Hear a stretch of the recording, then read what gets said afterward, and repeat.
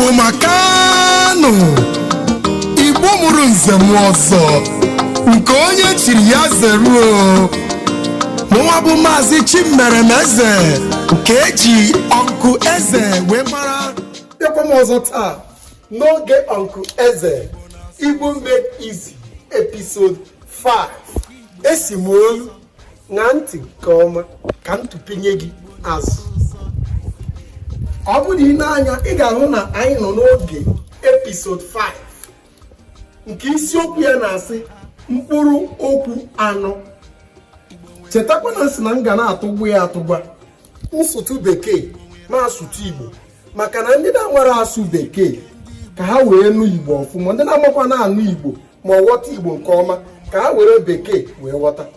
I will be combining the both language for those that are finding it difficult to understand Igbo, to be able to decode and be able to also understand what I'm about to teach.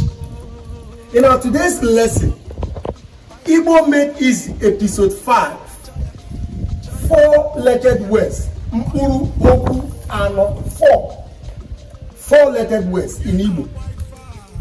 Here is the Igbo version, whereas this is a translation to English.